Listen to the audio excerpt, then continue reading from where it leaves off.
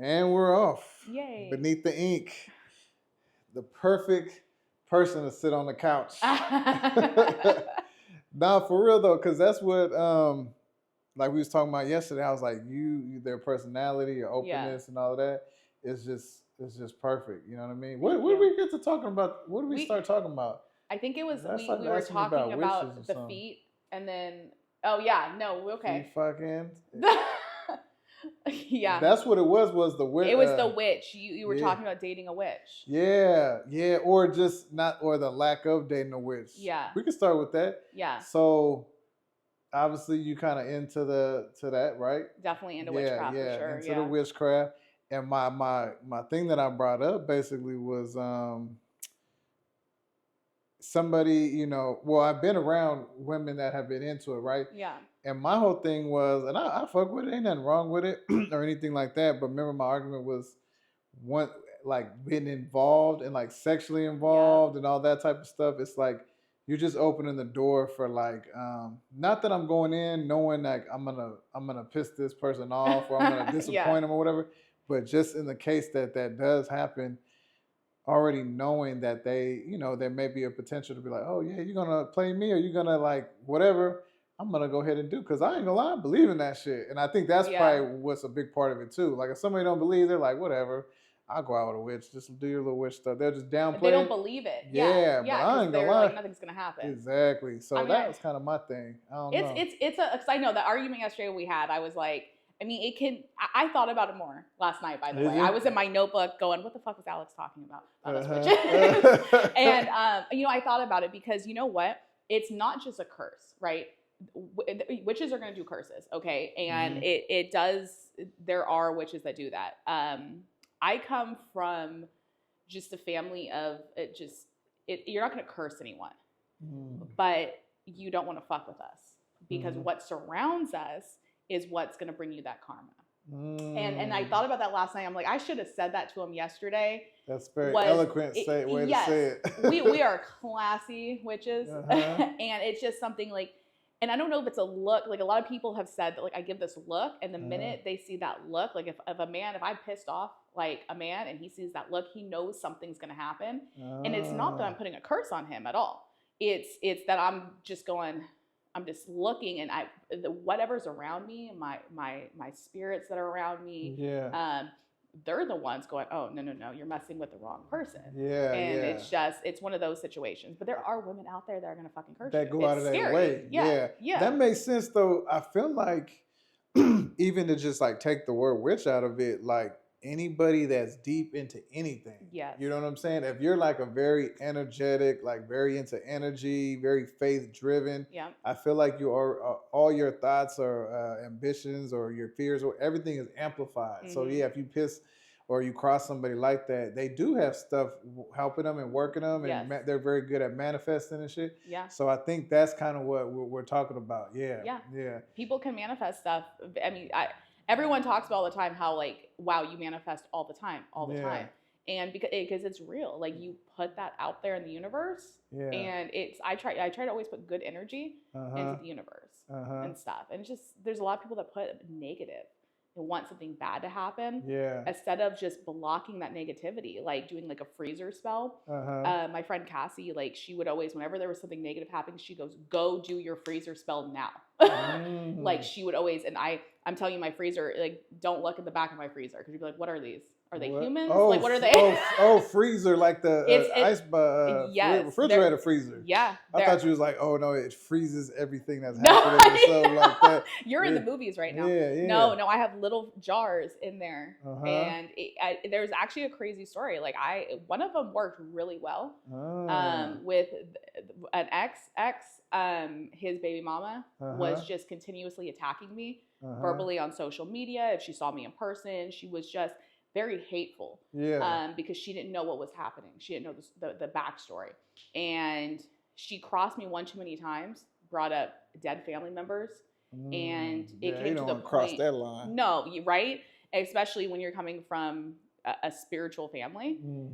And like just we believe in it all. Like God surrounds us. We are spiritual. We are, you don't want to fuck with us. We got every God on our side. Yeah, like, yeah. So what are in these things? I don't want to give everything that I put in there. You're basically giving the spell. Yes. Yeah. She's like, I can't give the recipe. I'm not giving I do have books of shadows. Yeah. I do have some beautiful leather bound books of shadows that like I hope to pass down one day. So it's like, these are beautiful things that I write them myself.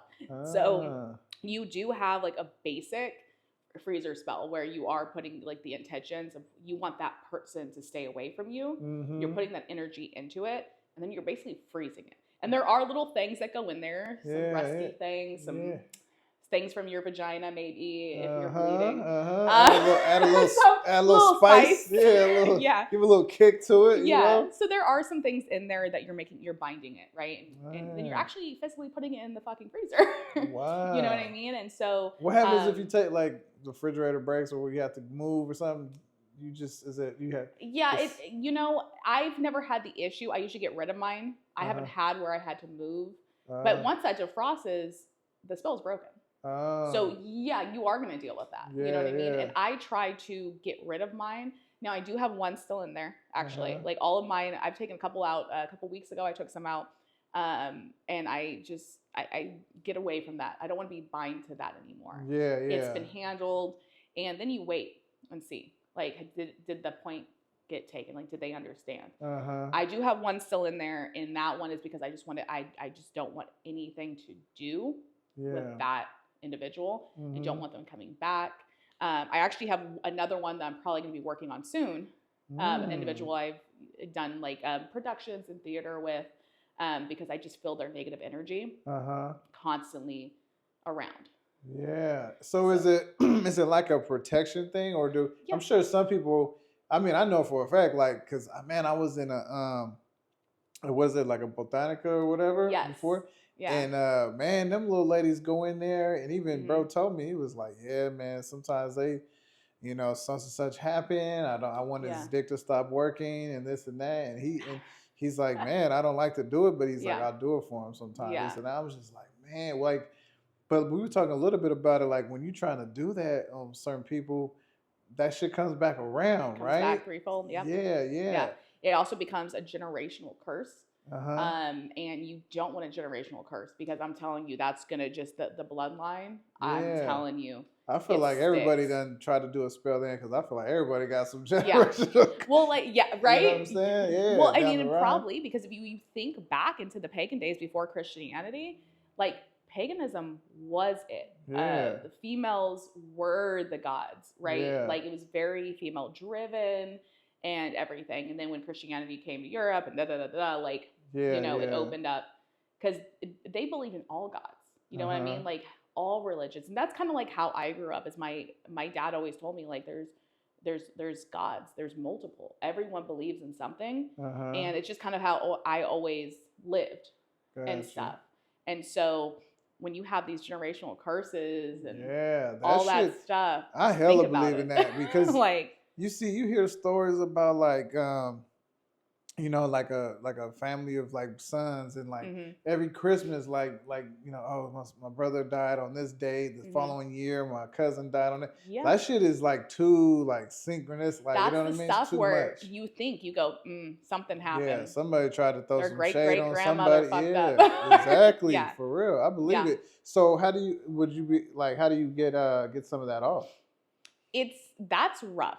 That's rough. I don't really try to study into curses a lot, and like because I just try to if I get one, I'm gonna need to know. But there's a lot of breaking. You have to dig deep. You have to go back, and you have to really look into your family and where they came from and what could have happened. Because sometimes it could be something as simple as something being fucking buried. You know what I mean? Like, if it's that serious where you need to go unbury something. I don't know if you saw the news, like for the past like year, they've been talking about people finding little bottles in the ocean and opening them up and stuff like that. Oh, that's kind of weird. Yeah, because we do throw, like, if you go to Bean Hollow, like that's over across the bridge, like I throw stuff into that water. Yeah, I ain't gonna lie. I just did that. Did you? I literally just did that. I did funny. one of my, like, a Reiki session. Like, we did some stuff. Yeah. I blew it into the right and I threw it and like released it. You know what I mean? Yeah, that's Yeah. hella funny. We talking about that. Yeah. I literally just did that shit. That's crazy. Yeah, because it helps you release and stuff like that. Yeah, for sure. And But it's like the whole ceremonial thing to it. You yeah, get like a feel from it. Yeah. And because it opens you up. And a lot of people like question, like my nieces make fun of me so much. I think I've told you this before, the naked yoga. And it's because it's not like I just want to go do naked yoga. It's just like being vulnerable. And, you know, opening yourself up. And like, I'll get up at 4 a.m. and I'll go to my patio, which is completely covered. And I'll lay there and do some yoga. And then, you know, I just let in whatever's surrounding me and stuff like that. And every time I go on vacation, my nieces are like, please don't be naked, like on the patio. She's like, all right, y'all go ahead. I gotta do something on the I got some stuff to do, right? I'll do on the patio. Just trust me, you're gonna get a discount on this room. We are. Well, yeah, we will. They actually tried to get me to get a discount when we were down in LA. Yeah. They said, Sarah, every time you come down here, like every man's coming every which direction. Are we getting discounts here? Yeah. Dan, speaking of that, have you ever like as far as like love spells or had friends be like, hey, I really want to get with this person. Can you make it happen or help me make it happen? Yeah. I have people do that all the time and I let them know it's a self-love spell. A love spell is not to make someone. Like I'm not going to, you know, cast a spell ever to go, I need this man. I need Jason Momoa to fall in love with me. This is where it's going to happen. No. Yeah. You can cast a spell to make yourself a better person for maybe that individual. Yeah. Right. Yeah. And I tell people like, don't hyper focus on that person. Yeah. Right. Yeah. Because that might come and go and stuff like that. Because like maybe they're right for you at that moment, but are you attracted to them from like the inside out, or is it just like an outside? Yeah, it's probably more of especially even that in that case, more like an infatuation. It could even be like a regular person. I feel like a lot of people, they're like, oh man, I want this girl, or I want to get with him, and it's like they don't even know shit. They don't know nothing about him. They just see the look and they're like, that's what I want. And so happen to whatever they end up getting that person, they're like, what the fuck? This is not what I thought. It's because they don't fell in love with what's in their mind, their little expectation or their little narrative that they made up. And people stay together because for the kids or for this and that, instead of realizing, well, I made a mistake. Yeah. But I get people all the time, like asking for love spells. Yeah. All the time. How can I, or money spells, like how can I get rich quick? It's not about becoming rich quick. Yeah. It's like a money spell is to help you, you know, manifest. Like not to, I'm gonna win the lottery, this, that. It can be whatever the universe wants to give to you. A new job. I had a friend that like put a money spell in the ground, like buried in front of the house to bring wealth to the house. Next thing you know, they got a bigger house. And I said, damn, that worked quick. Wow. I said, I'm glad I saved my little spell on that one, because that was the new one that I made. And so how are you like making up spells? So I've taken classes. Like, so as a kid growing up, I was always into spell work. Never understood what it was. It was just drawn to me. And then I came to find out like there's other people, you know, around me that in my family that believe in that stuff, have done that stuff, have seen things, stuff like that. Yeah. But ever since I was a kid, I've done a lot of dream work. I'm more dream work and kitchen witch. That's basically what a lot of the stuff I handle. I don't do the crystals. Kitchen witch. That's tight. Yeah. So you don't mess with crystals? I have so many crystals, and let me tell you, I don't fucking know what I'm doing. I'm touching them, and I go, I will charge the hell out of them. It's not, and that's the thing is like everyone's different. Yeah. And I love crystal witches. Like I love them. They come off just so free and loving. Like I've never met a crystal witch that I did not like. And I meet a lot of, you know, people that are spiritual and stuff. Crystal witches, they're calming. Like I'm sure you have a bunch of crystals, so you probably met some people like that. For sure. And it's like they're calming. They're so calming. And what I do is like I put my energy into making spells. So I grow almost like I would say 70% of the herbs I use, I grow. Or I get them from around. And you know, like when I'm out and about and I go, oh, you know, I actually need acorns. I always keep stuff on me to give back to the earth. So whether that be like I have some chips in my pocket and I give it, who's going to eat it? The squirrels. Yeah. You know what I mean? So like you got to give back. You can't just take, and you take what you need type of thing. Yeah. So it's a lot of like, rules of engagement with that. You know there what I mean? are. Yeah. And that's why it gets dangerous when like people start, like, I think I told you about how I was dreaming up a curse because I was so angry one time. I had to wake myself up because I didn't want that curse to be finished and stuff like that. And so like that's the thing is like a lot of people go into like witchcraft thinking they could do whatever they want. It takes years. Yeah. It's like it's energy. You know, it's just like with chakra, like you can't get to your crown till you're older and stuff like that. They talk about that. And so it's kind of like that with witchcraft. Like like the older you get, the more you understand.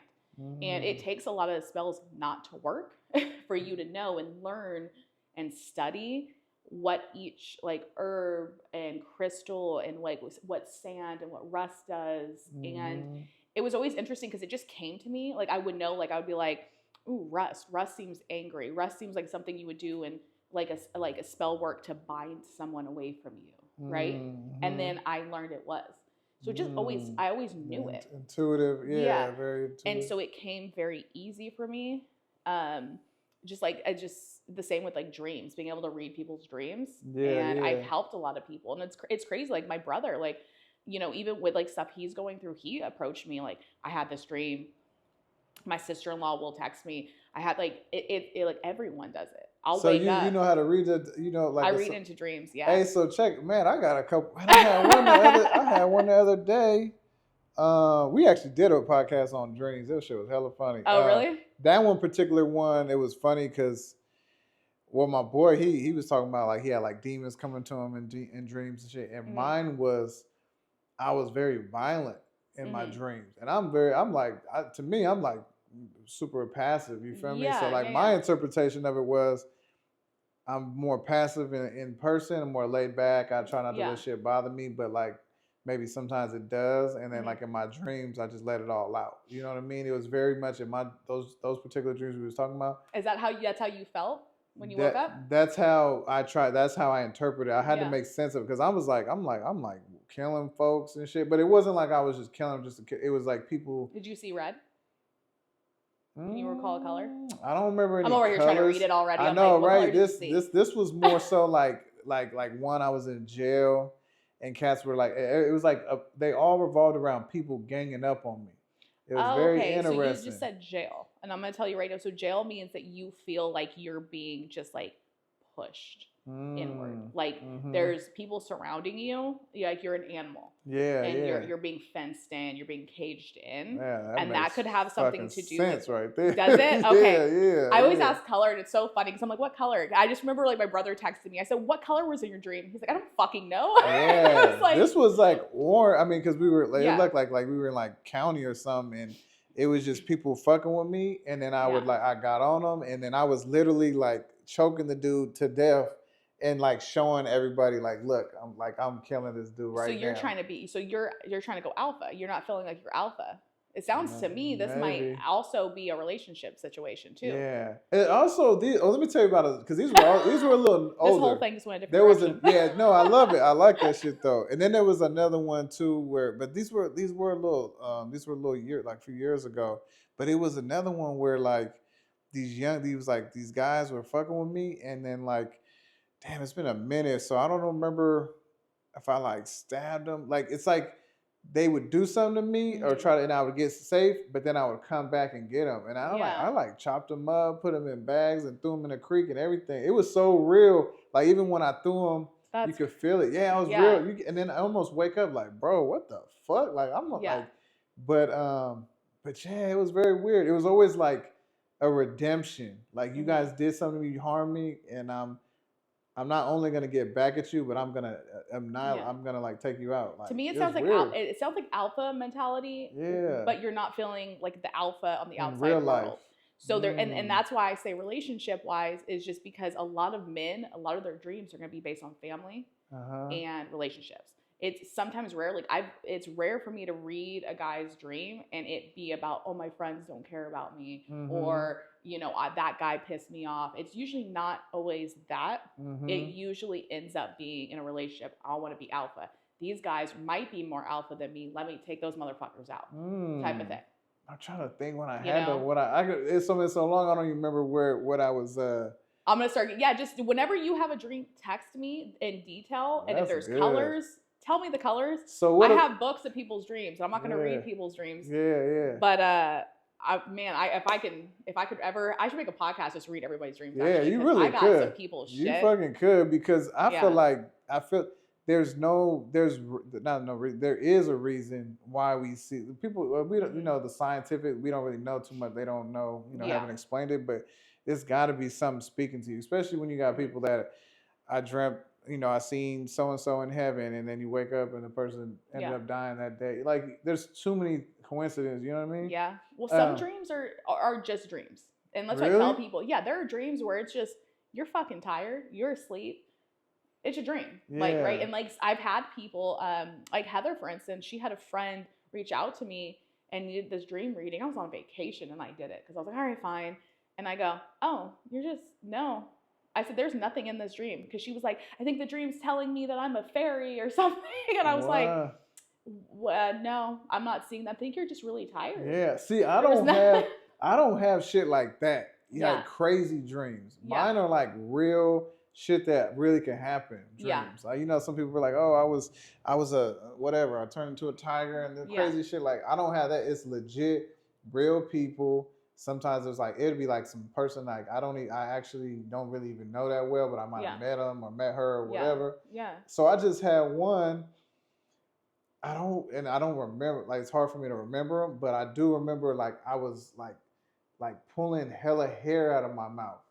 Like one of them scary movies, bro, when the hair is just hella coming out of your mouth. What's that shit? Yeah, we'll talk about that. Oh, yeah? Yeah. Ooh. So that, that gave me chill. I was almost like, you know what? Make sure you start texting me this shit. So have you ever thought about the possibility of your past lives? Yeah. Okay. I've been told I've been some stuff. Okay, you have. That's right, because you've done all that stuff. Was it past life regression type thing and all that? Those supposedly, I'm like what was I? Like a witch doctor from like Louisiana or something. Okay. That's funny. One of my past lives was in Salem, not as a witch, as the son of a judge. Really? And I go, great. So I was burning witches. Wow. But I have a lot of past lives. I was a little girl who died.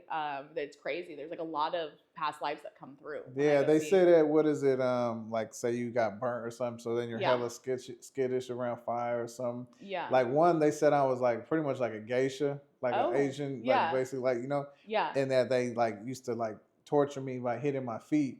And they were like, and then it was like, do you have anything with your feet? And I'm like, boy, I hate walking barefoot. It could be the softest grass, and I'm just like a little kid, like a little girl. Like, I'm sensitive on my feet. I don't like my feet being out and about or whatever.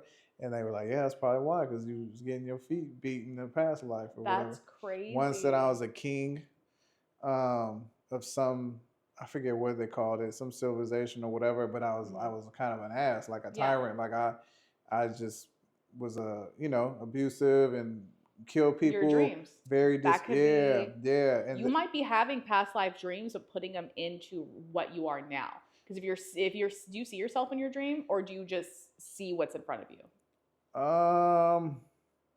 I would say I see what's in front of me. Okay, The king thing really got me because they said that I was very like, I am the king. Like, who'd you gonna tell me? Like, kill this fool. He's raised his voice. Yeah. This and that. And I feel like that is kind of like an alter ego that I get, or really? I don't like when people talk crazy to me. Yeah. And it's like it's not even man, it ain't like man, I don't like how they're talking. It's you need to that's why I don't have guns and shit, because I'm like, You're scared of what you might do. You need to get off this earth talking to me like that. It's a very up like that, even though I have control of it or whatever, but like if I drink or something and I don't have the control, all that shit. Yeah.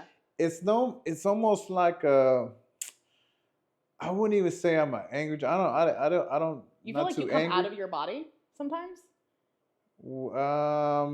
Not just with drinking, but just in general. Is there ever a time where you feel like I'm watching myself? Yeah, for sure. That's interesting. A lot. There's a lot.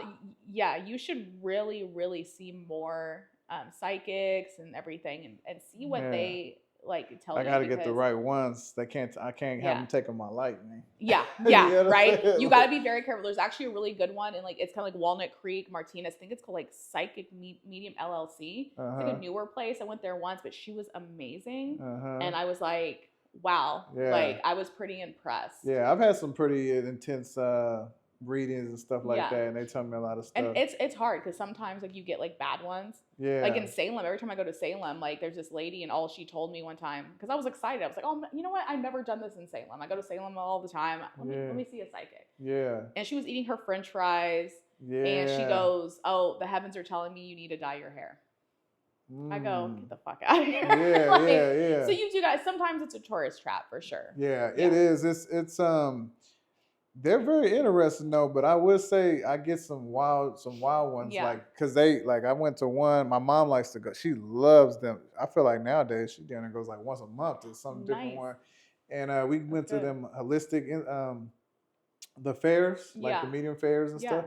And like I remember one time we went and like they got readings, and it was just you're gonna meet your loved one you're gonna do this at work. It was very general. And when I went, boy, she was on some like, I'm an alien. I've been on a ship before and all this and that. And what is it? I need to learn how to like hunt and dry out food and shit because shit's about to hit the fan, and I'm gonna be in control. I'm gonna be responsible for like a large group of people and like doing like some straight up, which goes back to the king shit. Yeah. So it's like, it was interesting. I was just like, wow, that's a trip, but.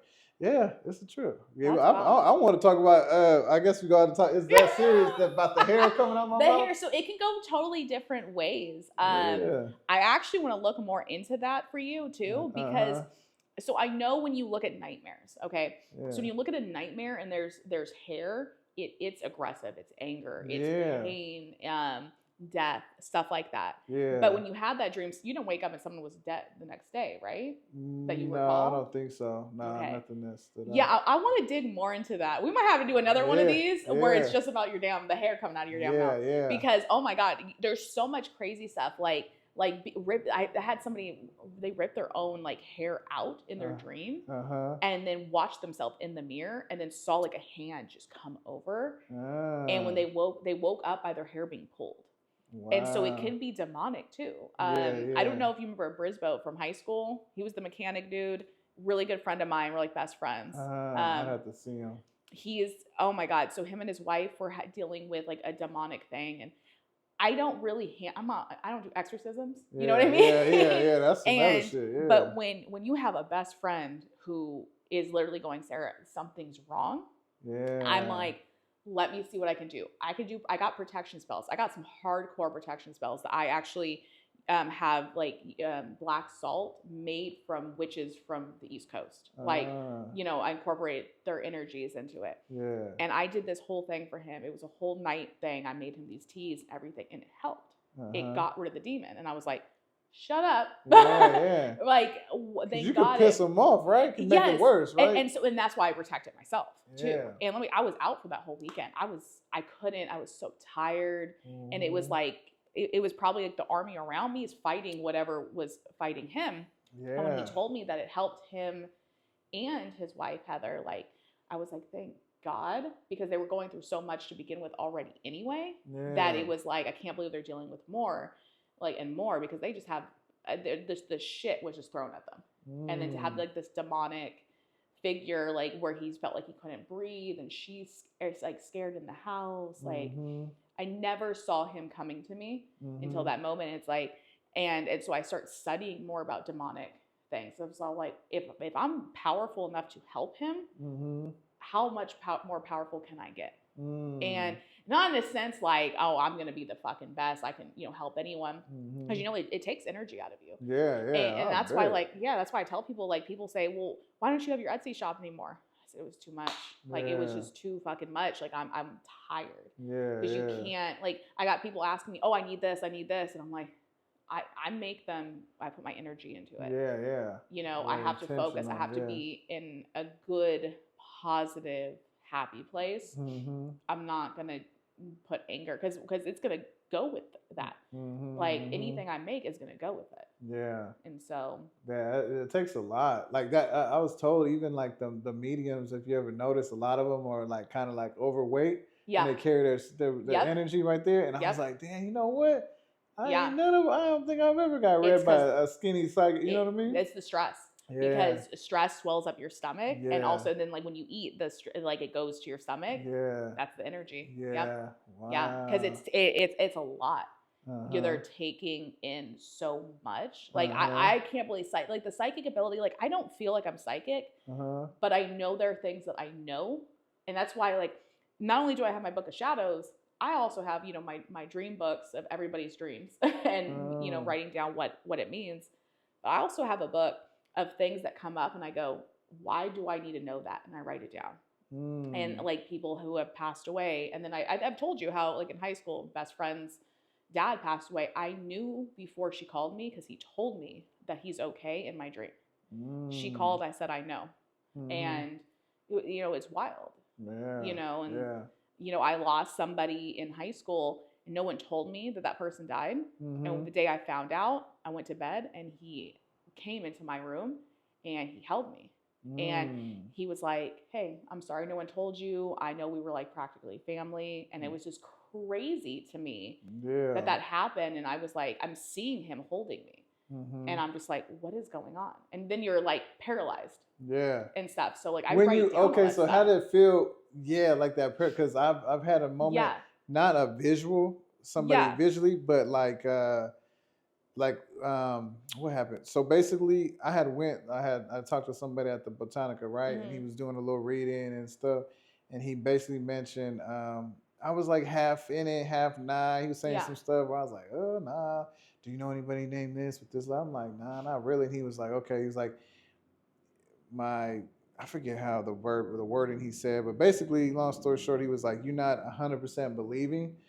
And he was just, the way he was describing this person he was working with or whatever, I guess my grandfather, it had to be I just had a feeling. I wasn't even raised with my grandfather, but just the way he described it and all that, I was like, it gotta be him. And he basically told me, he's gonna show you. He was like, you don't believe? He's gonna show you. He's gonna make you believe. And then you come back and then we really do some work or whatever. Yeah. And so I was like, okay, fine. He even told me, I kid you not. And this is why I know I'm like, that dude is legit. Like I might even go back and holler at him. Yeah. Because he ended up saying, he said he says you have a little table next to your bed, which I did. I had a little table thing. I mean, I was like, whatever. A lot of people, everybody got a table next to their bed or whatever. But he was like, he wants to sit there with you and have coffee. And he's gonna show you. And I was like, what? I was like, that's when I was like, it gotta be my grandfather. Even though I didn't know him like that, and I wasn't raised, I knew that of him. Like that was his shit. He got up, my grandma made him coffee and all that. Wow. So anyway, I went home, went to sleep. I kid you not. Like I'm waking up. It's in the morning time. I wake up, not like I'm like barely waking up or anything. I straight up wake up. I'm getting up.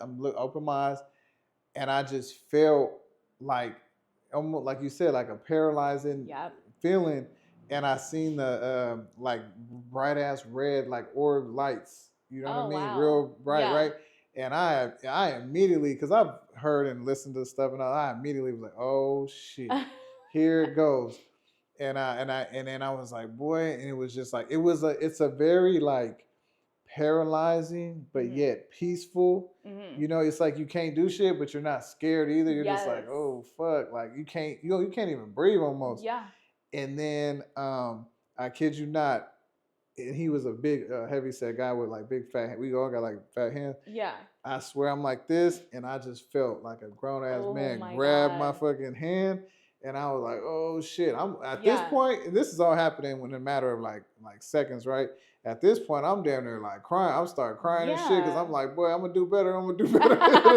Like, because and then I'm just like, I'm gonna do better because I was going through some things and then acting out in different ways. Yeah. So I did that, and I tried to get up, boy, and he pushed me down I could I'm telling you, it was his hands. I could feel it. It wasn't just a hand. It was a fat man's hand around my hand, and then just on like relax, chill, like I got you, I'm here, that kind of vibe, right? That's so awesome. while that's happening, just like where my sink was, I had a little cup. I didn't even have no coffee. I had like some dandelion coffee shit or something. And I had I swear it went just like that. Like somebody picked up the chair. I would have lost it. Yeah. Like they picked up that cup and hit it. Like basically like, make my coffee, boy. Like, you know, I got up so fucking quick. I would have. I'm like, oh, I'm taking my tears down. It wasn't coffee, but I made 2 cups of that shit. Yeah. And I just sat there like, you know, I'm gonna do, you know, I didn't even talk, but like just internally, I was like, you felt comfortable. Yeah, it was a very embracing, comfortable vibe. It wasn't like nothing scary, nothing like that. And but yeah, man, I was just like, that's it. That's why I think I drove back out there the next day, and I was like, all right, bro, all right, you got me, man. Yeah. And then he's just, you know, what is he? Was it a shaman? It was like a padrino or whatever, like a shaman type of cat. Is it the ones that have you like that you drink like this like oh my god, I forgot what it is. There's something that makes you go on a trip. You go on a trip. Nah, he didn't have me do none of that. I didn't see that, but it was, you can tell like he is that real deal, because even when I was there talking and chopping it up with him, people would like, oh, Pradino, this and that. Like they was like on his jog, right? You know what I mean? Like somebody brought him like a gold chain, like, oh, this is just for you. But he was hella chill, and he was just talking to me like I chopped it up with him.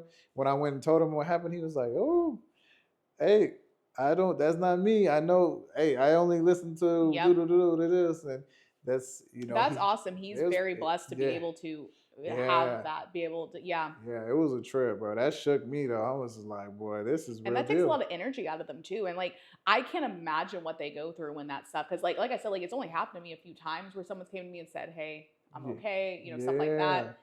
Tell them. But getting that all the time, like, think of the people. Oh, yeah. Like, the stress that it probably puts on their body and everything. They have to be super open. Yep. Healthy too. They have to take care of themselves, because it's like it's so much energy. Yeah, he was very you could same had his like little stomach on him and everything, but like very the cigars and all, like he loves cigars. Like that's what he would like use. Like he had like some stuff that he would the coconuts and shit, and throw them out and blow cigars and stuff and blow cigars. Yes, smoke is very. I never understood what it was about smoke, but smoke can bring in and show. It's kind of like a crystal ball. People can use smoke. It's just like candle magic, where you can use the flame. I practiced candle magic when I was in like junior high school, and it's very interesting. It's incredible. I got away from the candle magic, because candle magic, a lot of people do go towards curses when they go that route and stuff like that. Yeah, do it's like magic. Read it like the candles. Being able to read burns a certain way and all that. Yeah, and then like setting intentions on fire. I do burn stuff. Like I have cauldrons. I actually do have cauldrons, and I'm in the process. I got a little baby cauldron right there. You do. I'm in the process of getting like this $800 one that we're gonna put in. I'm gonna like put in the yard, the backyard, of course, and stuff like that. I'm gonna have that to use. But there's definitely there's just a lot like of people out there that know so much and then hide it. Yeah, that's what I think. A lot more people are into that shit that just don't really talk about it. You know what I mean? Because everybody I've talked to like that, they. Even like some of the I kid you not, I was in there talking to bro, and like these older ladies came in and they were speaking Spanish. I couldn't make it out, but I know like just by the energy, they almost looked like two little. Not they didn't look, but they gave the energy like they were two little like kind of more slimy witches. Like, oh, we need to do this because you know her husband do this. Like they came in there for some smoke. Those. They want to fuck some shit up, and I was like. And he was like, hey, you know, and I asked him about it. I was like, bro, people be asking you to do this and that. He was like, oh, man, I don't like to do, but sometimes like that's on them. Like he said, it comes back and all. He was kind of explaining that too. He was like, myself, I don't do, but they like, you know, he had an accent and shit. But you hear about a lot of stuff like that, like people that just do some crazy things. Yeah, every culture too. Yes, really every culture. In the Latin culture is real big, but like even like. lifos, wifos, whatever. It's just Yes. different. Yes, like so being Italian, we would be called stregas. And everything, and like we have a witch that comes after Christmas and delivers stuff in Italy. like that's a whole thing too. Oh shit. In January, like right after Christmas, like we had this witch that I'm not gonna fuck up her name because I suck at Italian, but it's pretty. Yeah. So like, and that's like being Italian, and I'm also Irish. I have like a lot of old beliefs, like really old, like spiritual paganism, and just being around my friends. And Andrea, like she grew up in a household. Her dad was a Viking. He practiced all that stuff, and like she grew up, knowing all this so much about paganism. Like it was great. Like I learned a lot more from her than anybody. Wow. And stuff like that. So. Yeah, man. What's funny? What we was talking about, just talking about like the women. How you was saying, what did you say? Somebody told you that you like sucked the life out of them or something like that. Yeah. What was that conversation about? Oh, that was yesterday, wasn't it? But it made me think though. And remember, even my response was like, man, I think a lot of women do that, and I started thinking more into that, and I was like. But ain't that true though? Like especially like sexually, you know what I'm saying? Like basically like cum or whatever is like the life force or whatever, and we're like giving it to them. Well, it's a connection. Yeah, you're taking and a siren too. So like the sirens from like the Odyssey and stuff like that, like the Greek mythology. Yeah. So I'm a Sagittarius, and Sagittariuses are connected to sirens, and I'm considered to have siren eyes when I look at a man, and women too. Like women have said, "Oh, she's giving me the siren eyes." Like I get that a lot, and where men feel like I'm capturing them. That's why, like you said, the spell thing. I get told all the time, I think she put a spell on me. Like when I told you, like the guys I dated after Seamus, they were like, you put a spell on me. That's why I can't get over you. And they don't get over me. And it is the siren effect. It is. It truly is. People go, I don't understand how she does it. It's a siren effect. And then it's like the sexual thing, like you were saying.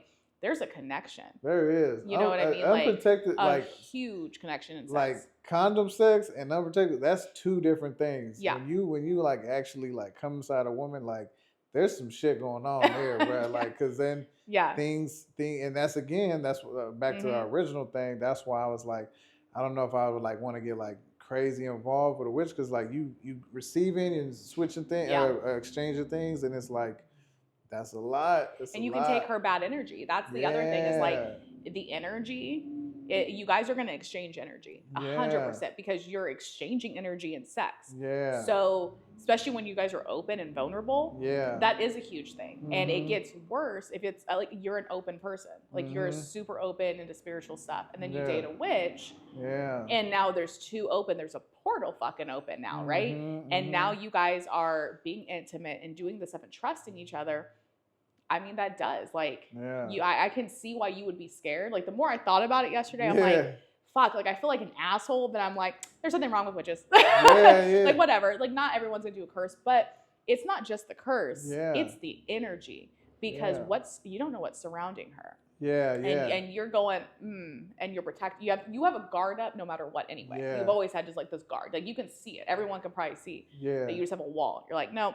Yeah. And because of that, you're guarding yourself from being with someone that maybe might work for you, but you have that. What can happen? And if you feel it, I can feel. And my problem is, I feel like I'm like, oh yeah, she ain't. That's not gonna work. That's not good. That's not good. That's like.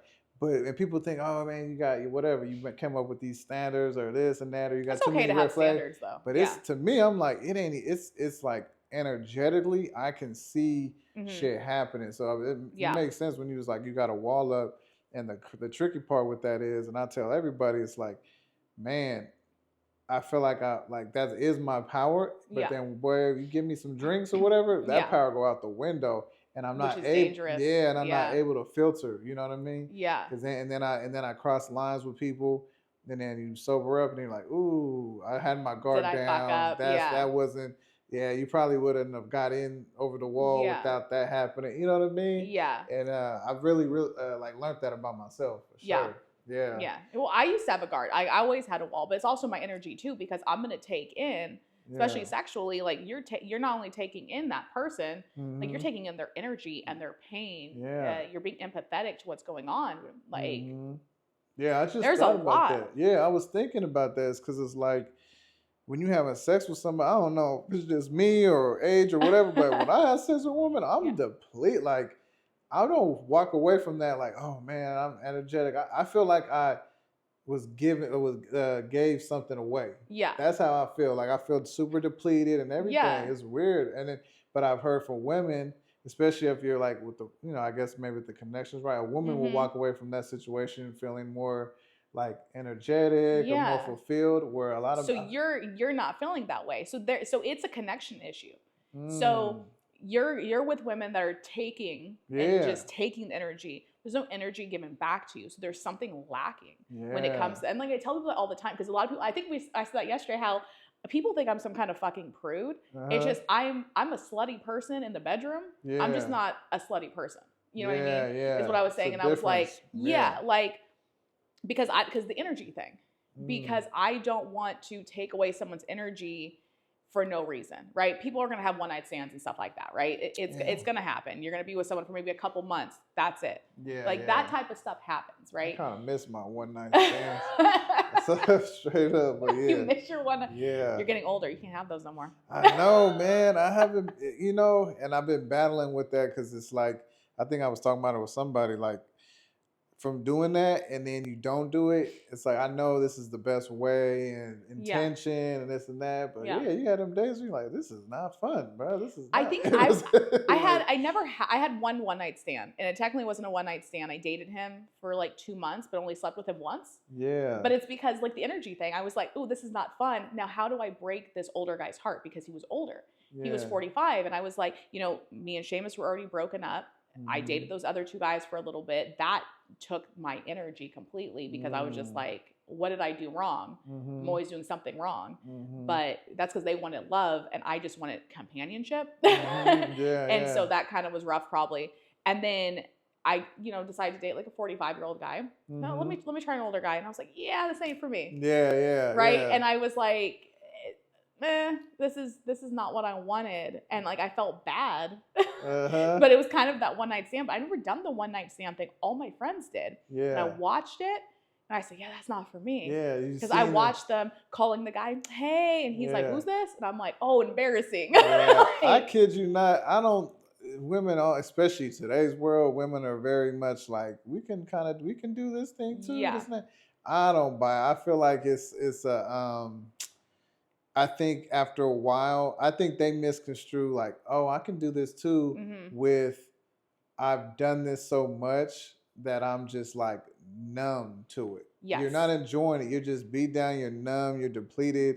And are they even enjoying the sex? Yeah. Like that's the thing, is like, with talking to some of my friends and hearing the stories and watching, and like I've been with my friends out at the bars while they're giving blowjobs to random guys in the bathroom. You know what I mean? Yeah. And I'm going, did you have fun? She goes, I got a free drink. And I'm like, Whoa, okay, so that was it. Yeah. There's a guy right here that's bought me 2 free drinks. Yeah. I didn't have to do nothing. Yeah. But listen to him. You know what I mean? And it's like, yeah, and I think it also stems from insecurities too. Yeah. Like if you don't hold yourself a certain way, a guy is gonna go after the insecure girl at a bar. Yeah. Because he knows what he's gonna get. Yeah. She's thinking she's getting a man that's gonna like her. Yeah. And he's just getting some pussy. Yeah, it's really and it's like a weird. Yeah, it's sad to see like people really think they're like winning in those situations. I try to tell women on like I could get the vibe now is like, oh, we're just trying to, we just turning up, we just having fun, this and that. But I just think it's a man doing that and giving himself to some woman or whatever is, you recover way different. Like, it's just like, whatever, you almost was condoned in a lot of spaces, right? And I feel like it's just not, I don't care how equal we try to get or whatever, it's just energetically we're not designed to be doing. I don't feel like women are designed to be doing that, and I think they just you can do it, but it's a lot of, I think you have to have a mindset, like because you can go into it, and I think like a man is blocked And I hate to be that person. Like, a lot of women get mad at me because I say these things where I'm like, yeah, I don't think a woman is supposed to, like, I do make things a lot two-sided, but I also grew up with just a father, so I don't really know. But it's like, women are very emotional. Men are too, but they were raised in society to not be emotional. So society's kind of fucked men in a way. That's why I think it's easier for you guys to block it, and it's just, hey, I just came, boom, I'm good, I'm out. But you guys aren't realizing, you realize the energy, but not all men realize that. You know? I knew that was man, what was I'll be watching so much damn shit. But it was a guy talking about basically generalizing men and like their motivations and all that, and he was just saying, like, you'll never see, it's rare to see a man complain about getting used as just a piece of meat, right? Yes. And I was like, and I ain't gonna lie, I heard that and I was like, I'm not gonna lie, like, I've found myself like that before. You feel me? But it's because of the energy thing. It's because, and the depleted thing. Like, I'm feeling like whatever, I gave you this, I gave you that. And you did the same, but energetically, I feel like I don't know. It just, you just feel depleted. Because it's just because there's no connection. Yeah. You're not seeing anything, so you're just giving. It's almost like having a one-night stand with that same person over and over again, kind of thing, because there's nothing between you guys. And that's where it comes down to, like, communication too. I feel like if people don't communicate with each other, it's just sex. And I've dated a guy who literally said, "What am I, just your rebound?" And I said, like, I was being honest. Like, I was like, look, like, I have a wall up. And that was the thing, is like, sometimes you have to have that wall up, and a lot of women don't do that, where they put, like, it is rare to find a woman who puts that wall up, because they want that afterwards, that cuddling. And like, for me, at the end of that relationship with that one guy, I was able to go, all right, cool, high five, bye, see ya, leave. You know what I mean? Kind of like what a man would do. And a lot of women don't do that. And they get emotionally involved. But what happens when you get emotionally involved with a guy you met at a fucking bar or something like that, right? And so it is interesting, but you don't feel satisfied after that type of sex. It's more energetically, you're not going to be satisfied. It's more of like your ego got fed. It's like, if you want to say it like that. Maybe for a man, for me, it was, I didn't have to plug in the vibrator. Like, I didn't feel like my ego was fed when, like, at the end of that relationship with that guy.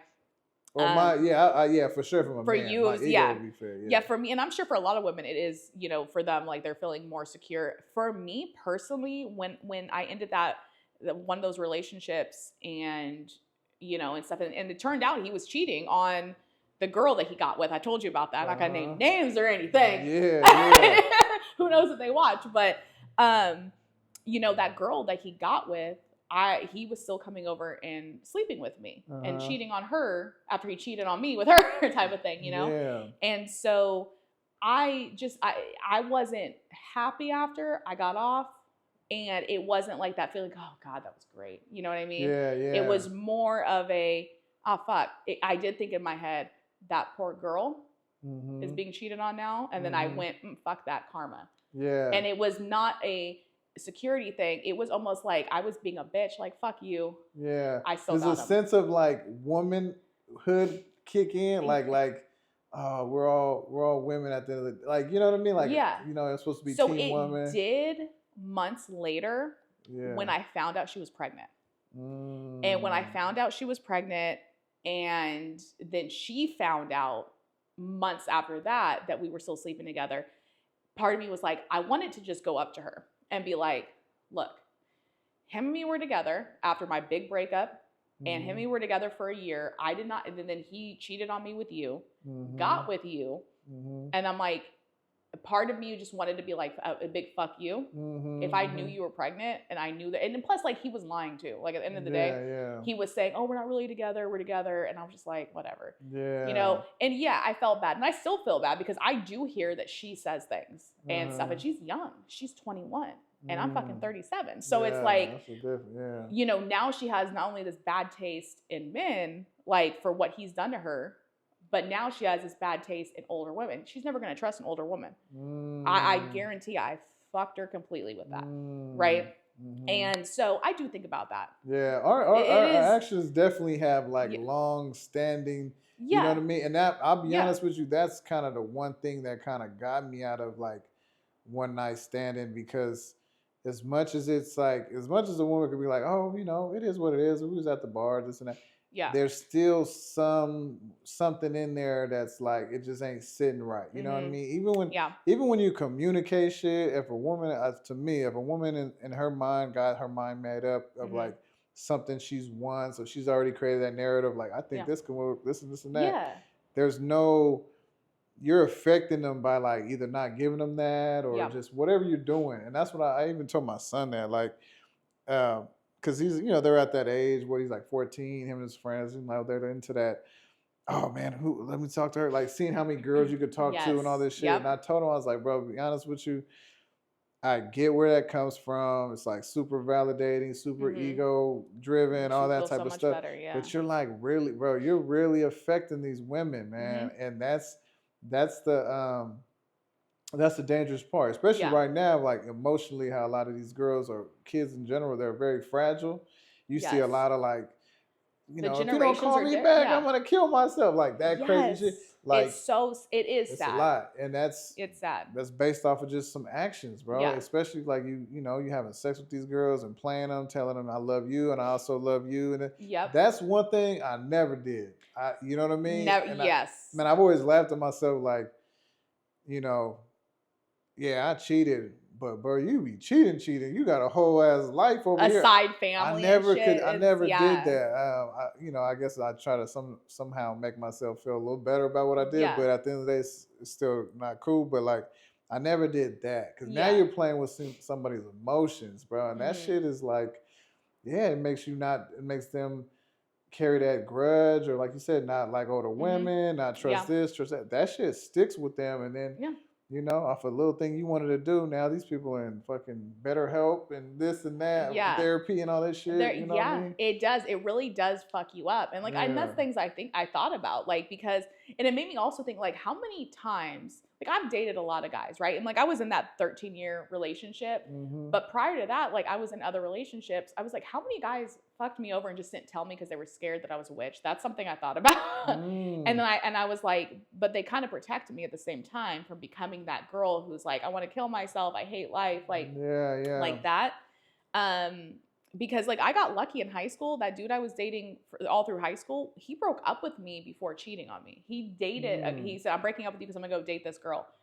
And my petty ass was like, she's fucking ugly. Like, you know what I mean? Like, what the hell? Yeah. And then his life spiraled. Yeah. And that's kind of like where it comes like back to me, like, it's not a curse, it's you fucked me over and now there goes your life. And stuff like that. And like, that type of shit happens. Dodging bullets too. You know what I mean? A lot of women are like, oh, I can't believe he did this and what.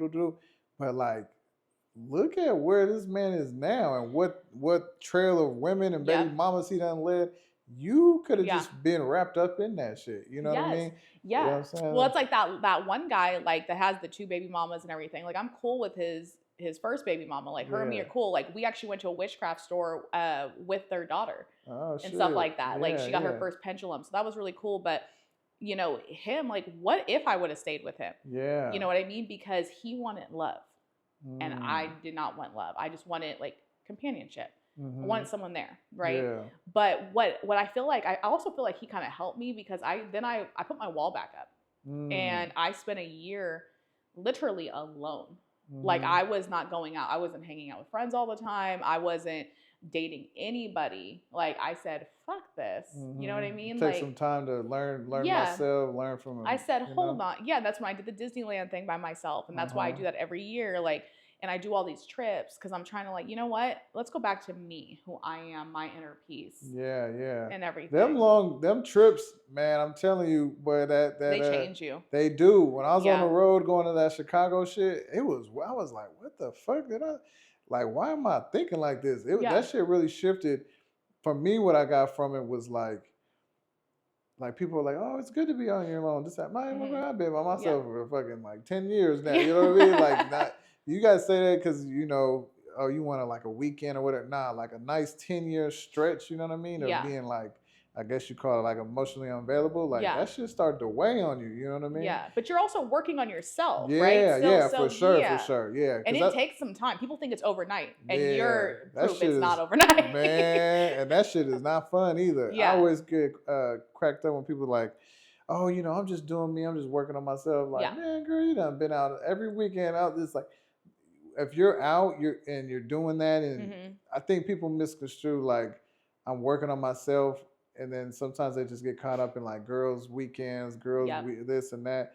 You're just still getting like distracted. You know what I mean? Yep. Working on yourself is like writing down, you know, whatever, like gratuity lists and fucking the gratitude list. Yeah, yes. gratitude lists or fucking like accountability. Where did I fuck up? Yeah, this guy did this and this and this did this to me, but like, what did I do? Why did I allow it? That shit. That's crazy. Is like people in general don't like doing that. They don't want to admit their wrongs, and that's like I always tell people. Like I have this joke with a lot of people that like, no, I'm perfect. And when people go, no, you're not, I go, no, I am, because I admit my fucking wrongs, and you know, and stuff like that. And I got lucky. I feel like to a point because I had a dad that kept saying, no, when you're wrong, you're fucking wrong. So I got lucky, but I do the list. I do, do the gratitude list. I'm going, okay, like, what could I have done better? What can I have said? And it's communication at the end of the day. Yeah. Like you got to communicate to become with that perfect. yourself too. Yes. Yeah. You got to tell yourself, what the fuck did I just do wrong? Yeah. And I still fuck up daily. Yeah. You know what helps me a lot? I like talking to my son and like, man, you know, you got to do this. I don't want this to do. Yeah. I almost have to like come out of my body and take that same pep talk. You feel me? And turn it around and be like, okay, you're telling them this and this, but like, what are you doing? You know, and that he's helped me a lot because I don't want to like tell him, hey man, don't do this or you carry yourself this way, and then turn around and do the shit. I realized that when I would go out and when I would drink, I would like disappear. You know what I mean? Like I don't drink around my kids or nothing, so. But then I had to say, like, I always would like pat myself on the back. Oh, you know, you separated this and that. But it's like at the same time, why do I gotta disappear? If I can't do some shit around my kids, if I can't even do some little shit as easy as like answer a phone call in front of my kids, so what? Like, how am I talking to that woman? What am I hiding from them? You know, you have to really. You want your kids to see how you treat a woman. Yeah, you 100% do. And like I that's what I told that dude because he had a daughter and he has that daughter, and I was like, you know, she's seeing two different girls coming in. Yeah. What the fuck do you think? And I threw that in his face. Yeah. And he was like, yeah, but this, that, and the other. I said, think about that. That's a flag. Yeah. And that's what I told him. I was like, you're bringing this, you know, and I was mean. I called the chick a little girl because she was 20, like just turned 21 around and playing mom while you have me around your daughter also. Yeah. And I'm like, what do you think? Is she gonna grow up to think, right? Yeah. And you know, I pray to God every day that doesn't happen to her. Like I'm not some kind of influence. Like why do you have two girls? And then she becomes. Now there's something wrong with, like, if you want to be with a guy that dates two women. Yeah. That's fine. People have those relationships. I see nothing wrong with that. Yeah. But what's going to be the outcome of what she saw at a young age? And those are things. And like that's why, like, my friend who has two sons, Heather, she does not want her kids seeing negative things. Because she doesn't want that for her kids because that's how she grew up. Yeah. And I think a lot of people, you know, don't realize that like what you show a kid, like you said, if you're going to the other room talking to a girl, what's in your son's head? Yeah. He's probably thinking what his friends are saying is exactly what you do. Yeah. You know what I mean? Yeah. Like I almost went like on the like the opposite end. Like say for that instance, that guy is like having multiple women around his kid. Yeah. I'm almost like the other end of the spectrum where they don't see shit. Like, man, that fuck with me too, because it's just like, man, I ain't even you know, my daughter doesn't know, you know, me to even whatever, hold the door open or hug or kiss another woman. Yeah. Like they're not seeing nothing to where that kind of fuck with me, because it's like then they're going to be looking, like you said, their friends or social media. They're going to think that shit is the norm. You know what I'm saying? And like the other day, my daughter, she was kind of fucking with me. She was like, oh, let me put you on this new song, this and that. She put on some Spice shit. What is it? Ice Spice. Yeah. Ice Spice shit. And then that shit ain't funny to me. You know what I mean? I had to explain like why, like, that music, like why I don't like it, and then like what interpretation is you're gonna get, or what what is it called? Like you know, just how people are gonna view that. You know what I Yeah, mean? if she And yeah. yeah, and I'm never. I even with my son, I'm not like, y'all don't be doing this and that. But I'm just very aware. Like, and I tell him like, this is kind of like the stage you're gonna set. Yeah. So this is the shit you're gonna bring in. You know what I'm saying? For her, it's Yeah. like you want to carry yourself this way. I mean, you ain't gonna do it around me for sure. But I'm Yeah. just letting you know, even if you do it anywhere else, this is the kind of treatment you're gonna get. That's crazy you bring up music, because music, I've had this argument with people with music, because it's art at the end of the day, right? Yeah. And it's what sells. I'm not an Ice Spice fan at all. Yeah. But I also think it comes down to, like you said, telling your kid, hey, you can, if you want to listen to this music, listen to it. Don't follow it. This is entertainment purposes only. It's kind of like when you have like politicians come out and say scary movies make, you know, the whole mass shooting thing happen, right? Yeah. It's stuff like that. And it's true to a point, because social media, especially right now, is so big and everything, and people take in all this stuff. But as a parent, you really gotta, hey, that's not okay. It's entertainment. This is entertainment. You know, and push that into your daughter and your son. Let them know, like, if you want to listen to that kind of music, whatever, but don't do it. And that's the tricky part, because it's very you know, you're very impressionable. You know what I mean? Even I was as a young kid, like listening to those things, especially when you don't have no guidance from nowhere else, and this is all you got in your ears all day long. To somebody to just be like, oh man, I just like how it sounds. Like, no, man, them words, you know, especially coming from, you know, with the spells, that shit, I believe that shit. When you're getting inputted, all these same words with the, you know, with the frequencies and all that, I really believe that kind of shit, because it does, it takes you over. Like, you know what I mean? I know it just, I'm very big on like setting the scene. You know what I mean? Even like my house, I got my candles and incense. I put on like R&B and shit. People come in, I ain't gonna lie, this is a chill spot. If I had like some hood ass shit playing, this and that, the energy would be way different in here. I believe it like puts out energy. So I don't know. It just kind of, it was funny. I was just like, you know, I had to explain to her. It's kind of whack, because sometimes I always seem like I'm the one that like, dang, like lighten up. But it's like, it's okay. We're gonna lighten up until you know, you're on the motherfucking pole in a few years. You know what I'm saying? And which you know, like I say, everybody got their journey. I'm not trying to down and talk nobody, but that's not what I want from my daughter. You know what I'm saying? And that's why you got to just keep inputting it. You know what I mean? Like, that's the best thing, like, to do, is just input it. Like with my nieces, like, I feel like I've inputted it enough, and like, it was lucky that like my sister-in-law and my brother like input like work. You're not going to be these kids. Like work.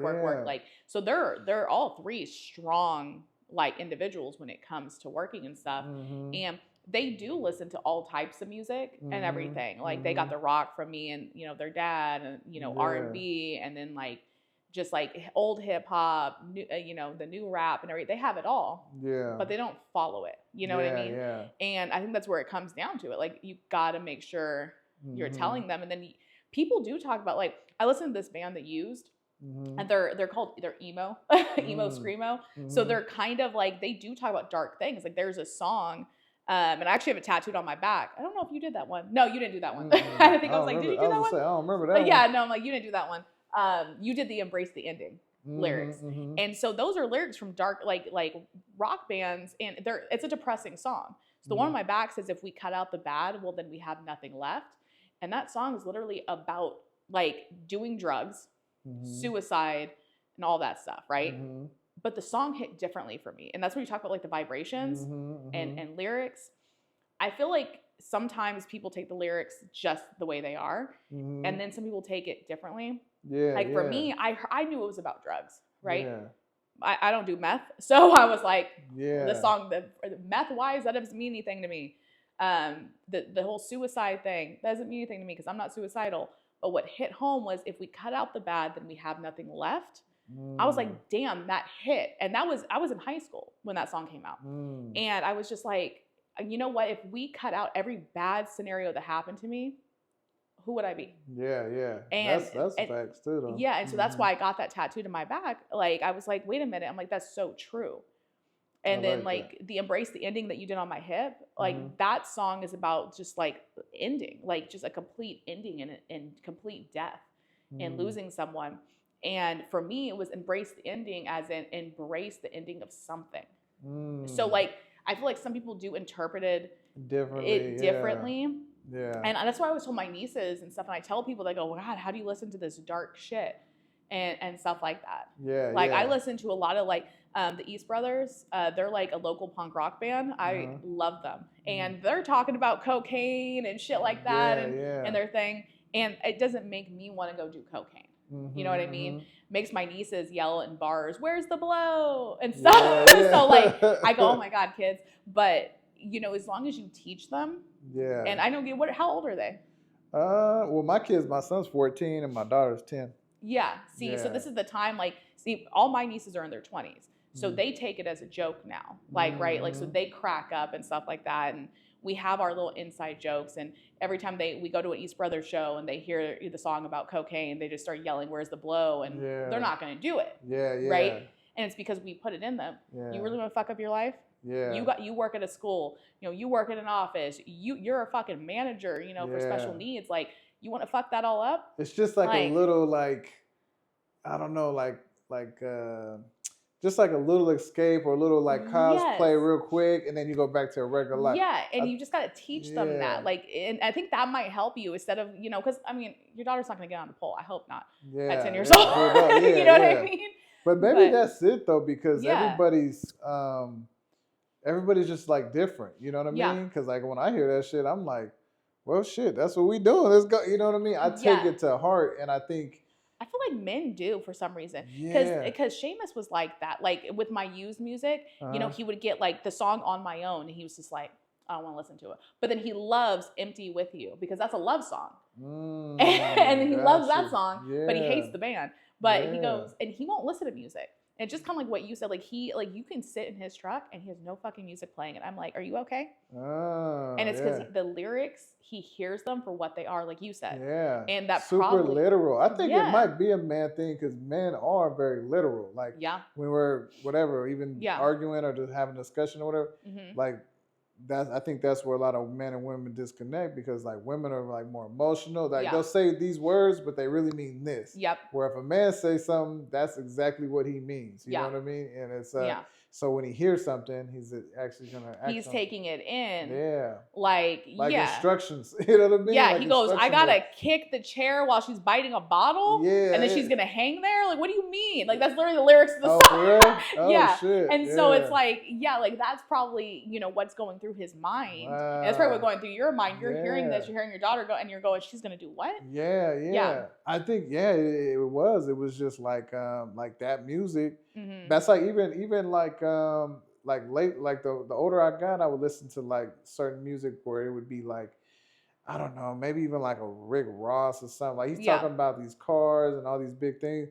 And I kind of got to the point where I was like, that shit really don't impress me. And some of the shit, I don't even know what you're talking about. Like it's such in a different, you know, where the music didn't appeal to me as much anymore. That's so interesting. Because I'm like listening to like a rich person rap about rich shit, but I don't have that shit, so it's like that's not my thing. Just like certain drug dealing music, I'm not doing that, so I don't need to listen to that. You know what I mean? And I don't know. I just it almost is like a what is it like an unauthentic, like I'm not being real. Like I feel like it's weird. It's interesting because I have this conversation like all the time with people when I'm like, how do you just not listen to music, or well, how do you not like what? So it's crazy to me to hear that because I'm someone who listens to everything. I mean, like just everything, and the lyrics, to me like are different. Like it might mean this to one person, this to another, but that's so interesting. I don't know what that is. I'm talking about like you don't want to listen to it because he's rich. Like that's wild to me. Well, it's because like I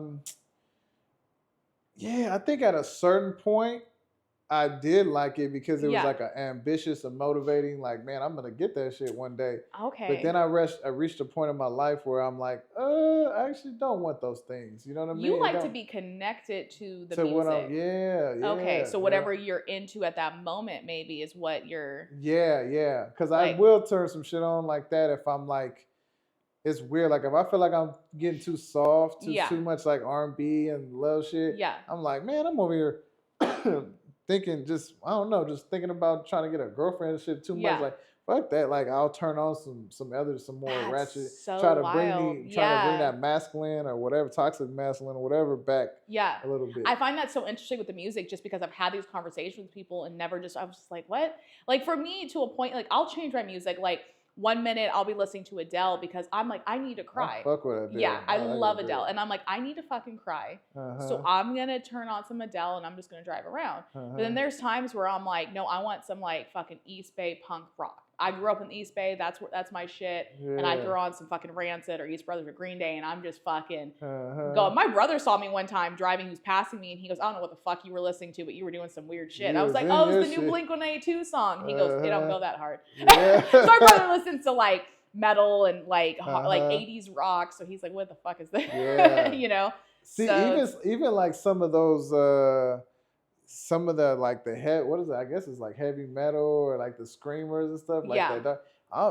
That shit fucks me up because I'm just like, damn, I feel like, or even there are some. It's like very heavy, or even like some of the rap. I even tell myself like, bro, turn this shit off. I feel like I want to go shoot somebody right now. There's like, this band Motionless in White, and I listen to some of their music, and I feel bad now because somebody like talk shit about a band.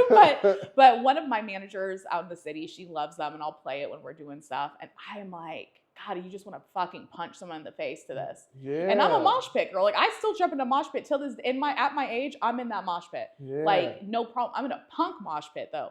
Metal, that shit, different. Like it. Yeah, I don't want to fucking get it. I've been into one metal, and that's Mushroom Head, and that's the band that you did the tattoo. How does that feel? Like the mosh pits? Oh, fuck, we got to take you to a show. See, I don't even know if I could do it. You know, there's actually a show this Saturday. Yeah. The Ivy Room, the East Brothers, and Shark in the Water. They're fucking, you would stand there and go, what the fuck just happened? Yeah. You'll probably, Those mosh pits will seem pretty intense. Well, these ones are more like, these are softer. Like, these aren't crazy. I took my nieces to see Honor Corpse, and they were scared shitless when that. Mind you, you're talking to somebody that just said like, if somebody raises their voice, I'm like, oh, you need to die now. Like, so imagine somebody bumping me and doing all that shit. Yeah.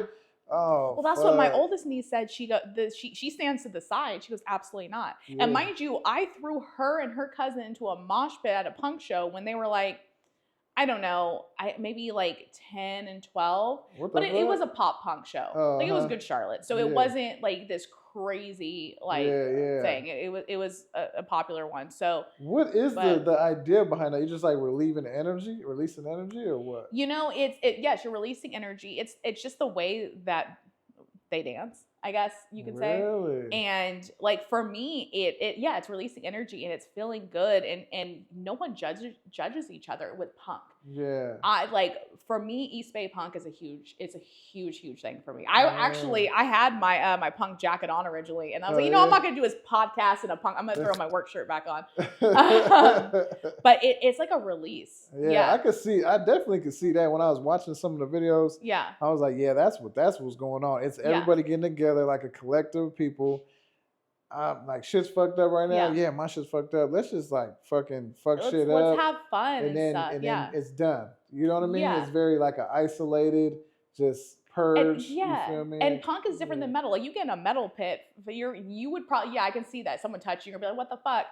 That's the one that be like throwing chairs and all kinds of shit. Oh god, that's when Arna Corpse isn't even like this crazy metal band, but when that pit started, and these guys are big. Yeah. I was at a table and the table went flying in like up and into me, and I'm just like, can someone get the fucking table though? Like, please. Man, that's wild. But but a punk show is just it's friendly, and it's everybody. Yeah, it's everyone. My friend Richard, he listens to rap like no other. I got him into punk, and he was like, you know what? And now he's into country. Country's on the fucking come up right now. Country ain't no joke. It is, because Jelly Roll got people into Jelly it and Roll's stuff. On Well, I just heard Beyonce's doing like a country album or something. Oh, is she? That explains, because I saw at the Grammys, her outfit. Shit. Yeah. Music's a trip, though. Man, we got to get sex in here somewhere, because that was supposed to be the main thing. I know, we went from witch to music. I could talk about music all day, especially punk. Oh my God, don't even start with me. Do you have like, since it's like mood enhancing or altering or whatever, do you have like a certain thing you put on as far as like sexual encounters go? Like your go-to music-wise? Music-wise, yeah. I don't put sex in music. Silent sex? You have a silent sex? I have silent sex. Yeah. Ooh. I like to recite Shakespeare. Ooh. No. I'm about to say, well, I believed you too. I was like, look, what poems are? What you read? Right. That's pretty interesting. So in high school, I'm gonna tell you, this is so embarrassing. In high school, I put on Missy Elliott when I lost my virginity. Which one? What is it? The one? Can you work it? That song. Oh yeah. Why did I put? Well, first off, I was like, oh, let me set the mood, right? And he's like, what? And I'm like, I don't know. I'm about to lose my virginity. So is he. Yeah. We're like, mood. And so my ass was like, I first put on Good Charlotte. And he goes, I'm not listening to a band that you crush on. I oh yeah, no problem. And I was like, oh, Missy Elliott, why not? You're gonna be imagining I'm one of the band members. And right, shit. Close my eyes. Yeah. I'm like calling him Benji. Yeah. That is but no, I ended up putting on Missy Elliott, and then that's hilarious. I'm just like picturing that now. That's a pretty funny song to put on, especially for your first time, like right. And that's when I realized like. I'm just like a weird person. And so like I didn't know what to do. Like just even losing my virginity, I knew I was a comedian right then. Yeah. Because I was like, wow, look at that thing. Yeah. Like, and then I have this music playing and I'm like, all right, cool. And then, we had sex and what did I do? First thing I do was roll over and I called my best friend, Colleen. I go, dude, I just lost my virginity. How was it? It was all right. He's right there. He's right there. He goes, what? I said, oh, we'll try it again. And like, I'm going... I fucked that. I fucked him up. Probably we were together for 5 years after that. But we went from like to out of high school. So, but I mean, he was pretty fucked up. Yeah. That's hella funny. And like you said, that's some comedian shit to do right there. Yeah. Have you ever said, because you do as a comedian, right? Stand up, right? Have you ever said that bit? That's a pretty fucking good. Right. But song and everything. I'm working on new stuff because I stepped away for I think it's been about 1.5 years since I did actual stand up. Because I'm working on new stuff and just like the Bay Area comedy has changed. I want to go back to LA comedy. So I'm just working on getting myself back to, because you got to really impress some of these people to get back at the comedy store. Because I was at the comedy store for like 3 years straight. Oh yeah, man, they're booking me, and that's how you get big. You're at the comedy store, and I'm sitting like people are going, "You're at the comedy store." I said, "Yeah, Tammy keeps booking me, and I don't know why. I guess I'm doing good." What got you out? What stopped? So basically, when I ended that relationship, my 13-year relationship, right? I kept doing some stand-up. I would go down to LA. I would do it up here. The problem is I'd start noticing that people stopped booking me out here, and I don't know why. I have a feeling like it could have been because I did turn down a date with a comedian, and got personal. That's how I felt, and I kind of like I set up dates with him like to just go out and have coffee, but I don't want to be an asshole, but I'm about to be. Bring it. Like because That's what beneath the ink is about. What's going on in the inside? Like right, you're ready for this one. So, he didn't drive. No big deal, right? But I don't want to like meet. I'll meet you at that location. I don't want to meet someone, pick them up, like on a first like date type of thing. And I felt like, God, I'm such a bitch for this, right? And I'm like. He was like, oh yeah, just meet me here, and then you can pick me up and then drive me here, and then maybe we can drive back to my house. I'm like, I'm not gonna drive all the way that far. Like, wait, what? No. And so I'm like, God, is that rude of me? And at the same time, I'm going, no, fuck that. It's not rude of me. Yeah, it's not. I'd be somebody Uber. I'd be a straight bitch if I was a woman. Yeah, like, you ain't got no car, man. I don't even know what you're talking to me for. And I'd be like that. See, I don't mind if someone doesn't have a car. But can you Uber to me, or can you get to me, or can you meet at that location? Yeah, it's like the resilient, like the. Because I was getting off work and then I had to drive from like, why couldn't you meet me by my work? You know what I mean? Like, because I would have done that. Like if he said, oh, I can't meet you till after work. It was just going to be coffee. And then I, set up I said, oh, I feel like shit. So like 2 months later, I apologized. And then I said, hey, why don't I cook you dinner? And then I just never texted. And I was like, God, I ghosted him. I feel really bad. And like, how do I tell him? I hope he watches this. How do I tell him it wasn't him? It was me. The whole like that famous line. It really was like it was like okay, well, it's a little bit of both. But I felt like man, that's not romantic. Yeah, you know what's interesting about that too? Like I immediately when I hear coffee date, I'm just like, man, I want to go on one. I kind of want to, but then that's what I keep hearing. Yeah, but I don't know. I guess I'm just looking at it all wrong, but I need to try that though. That's gonna be one of my It's goals. intimate. Yeah, like for me, like something I like back in junior high, I always told myself I'm never going on a movie theater date again because Yeah, I had that's a not horrible it. movie theater date. It Yeah. was so awkward. I don't even remember the dude's name, but it was in junior high, and we went to remember Oh, the you're going old. way back. I'm going Pinot. way. You're Yeah, going on Pinot, yeah, Fitzgerald right. Drive movies. Yeah. Yes, yes, with the Yeah. weird carpet. Yeah. And I met the guy there, and his brother worked at that theater. And he walks in, and I think Eric or something. I don't fucking know. He was in this like leather jacket, super good looking guy. And you know what he fucking did on the first date? He sits next to me. We were seeing Dracula 2000. He rips the freaking chair arm out. Just fucking rips it out. Says, "See how strong I am?" And I was like, that was awkward. Whoa. As fuck, right? Whoa. And you remember how big those theaters were? Yeah, they were yeah. huge back in our day. Yeah. This dude turns around and goes, "Shut the fuck up." And it was embarrassing. And he just got up and left.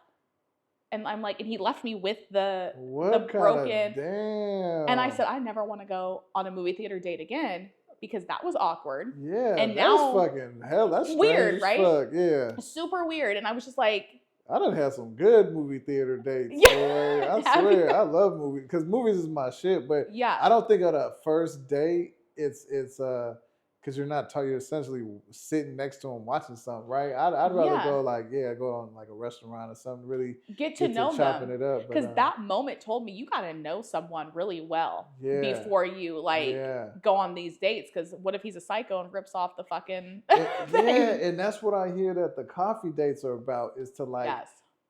I think, I guess to me to open up to someone and talk to them and have that conversation. Yeah, I'm gonna start doing that shit. Yeah, go to a small cafe and stuff like that. Like I tell people all the time, like coffee dates have always been like even with friends, like coffee dates are amazing. Oh yeah, like, for sure with friends. And my only fear would be, but to me though, it would take a lot for me to even go out and do anything with you. I'm like I'll text you and then.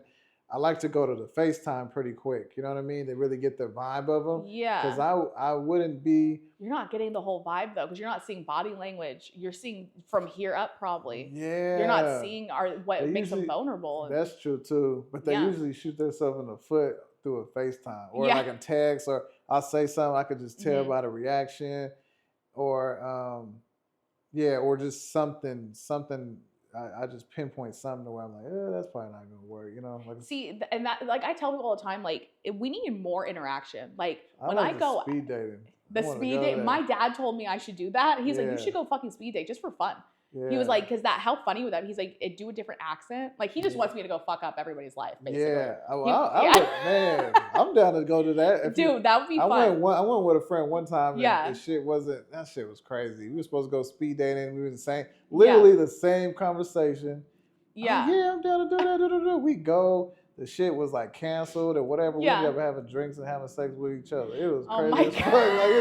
I was like, that didn't work. It was like, maybe that was the best speed dating. We didn't even have to do it. You know? That's so funny. Yeah, it was crazy, but that was pretty interesting. But I hella want to do that though. Speed dating. Yeah.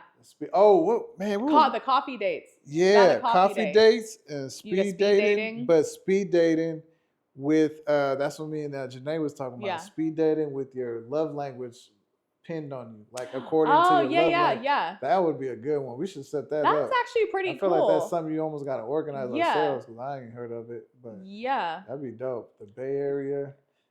I'm down to help with that. Speed dating. That'd be dope. That would be because I feel like people need to connect again because COVID really just fucked everyone. Yeah. And then like people now like are just more like introverted and they're just like we're just gonna be inside because you don't see people. I was at Sam's Club the other day and I said hi to I said hi to your neighbor yesterday. She smiled at me. She goes, "How you doing, baby?" And I said, "Blessed." And she started clapping. Oh, I hope she was your neighbor. She was somebody out there. Oh, next door? I hope so. Oh, he's probably like, oh, he's hitting that for sure. Like, but I don't know, man. Maybe it's funny. That's funny because I have people coming here so often. I always wonder like what people be thinking. Yeah, I know at my apartments where I live, the same thing. I had people going through coming up and everything. Yeah. I know people were like, boy, this boy got all kinds of different women. He ain't got no taste. Not taste, but funny. No type at all. He just got everybody. I said that to Heather actually when we were leaving yesterday because you had 2 other women coming up, and I looked at Heather, and that's when I ended up dropping. I don't know if you heard me scream because I ended up throwing my fries at her. I was like, oops, sorry. Oh, that's because I was sitting here telling her, I said, man, this looks weird. 2 women out, 2 women in. I'm telling you, it's like that gigolo living on the corner over there. Right? Yeah. You don't need Sonoma.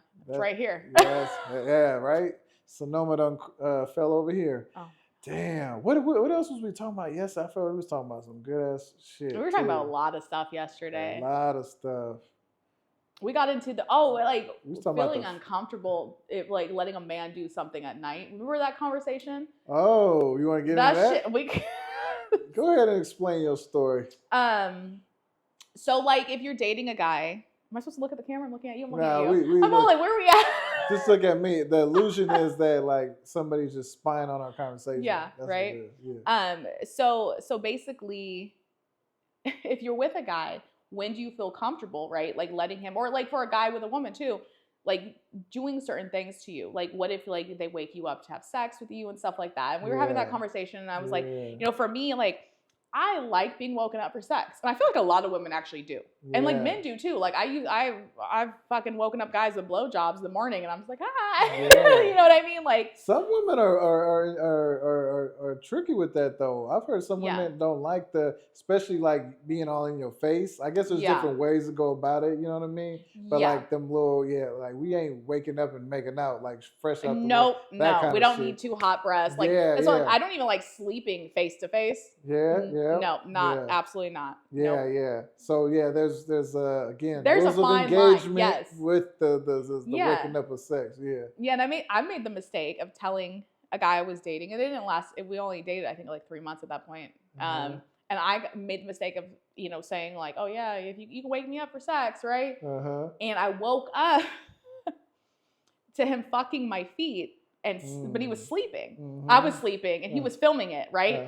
And it was one of those moments where you're like, "Damn, that was awkward." Yeah. Like I don't know if I feel aroused or violated or what. Yeah, it was just like, and because he had a huge foot fetish and everything like that, and I was just like, I don't know how to feel. And he was Snapchatting filming it. That's what I was saying. I was all like, who was he sending that to? Yeah. And it was like one of those situations, and that's why like so much of me is like, damn, like when you get out of a 13-year relationship and you start dating around, and you're like, what the fuck is going on out here? Yeah. And these guys all want love, and I hope they find love one day. I truly do, but whoa. The fetish, remember we got to talk about the fetish shit. Yeah. I feel like I'm born. I don't feel like I got a fetish like that. Remember I said the same thing. My fetish is their fetish. You know what I mean? Like I was saying, like I don't think I have a fetish either. Like I don't feel like fetish.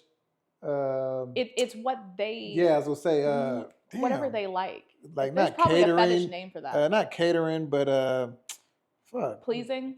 Yeah. Is your fetish pleasing? Yeah, like if they're turned on, I'm turned on. Right. Yeah. That's a big thing. And so it's like one of those. But like you can't like for me, I believe like there has to be like the connection, right? Yeah. I'm not gonna do fetish shit with a guy that I was just met. Like we're 2 weeks in and we just had sex, and he's all like, "Hey, can you put your foot in my mouth and like stick a pickle up your ass?" Like something like that, right? Yeah. Like that's been asked to me. That's on the update episode. Right.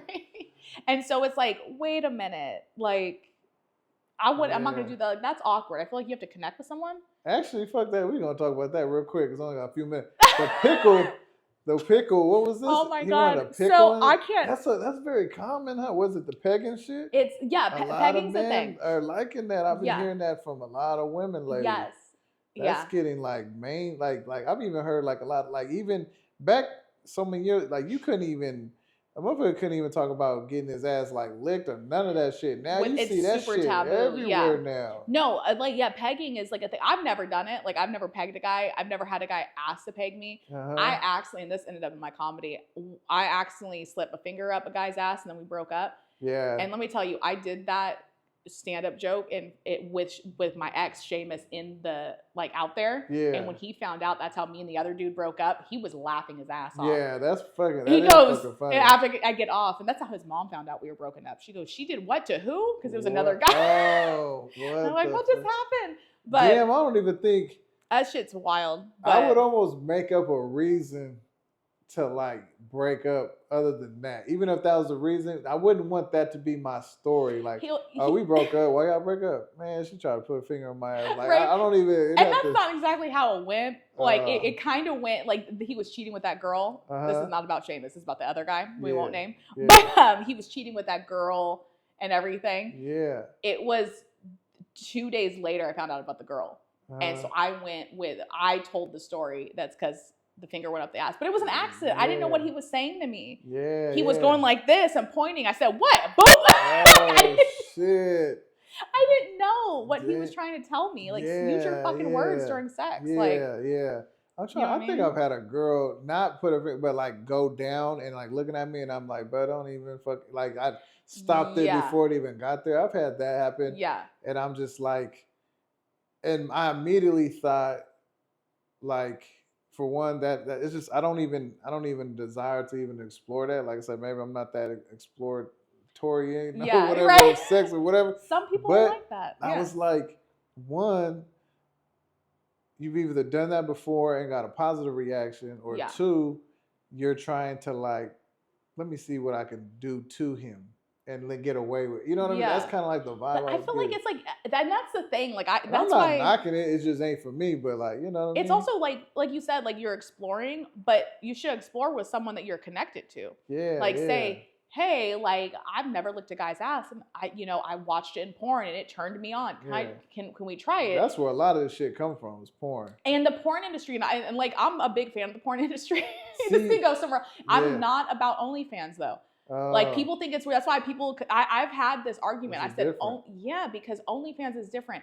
Porn is a career. It's a fucking career. These are actors. If people were involved in the porn industry, they do. Not saying I've done porn, but I have been in, the background of that entertainment industry because they have parties, right? Yeah. And a lot of my friends and me, we've lived in LA, and they have these parties where they need people in the background, right? Yeah. It's entertainment. Yeah. And some of these people aren't really coming and stuff like that. And you got some that are. Yeah. But a lot of that is, not something that people are actually into. It became a thing, right? Yeah. Which some of the stuff's good, right? Yeah. Like there's things people are gonna like and it becomes fetishes. Yeah. But it's an industry. Yeah, and that's the thing too. I think honestly, because I'm not like a super big.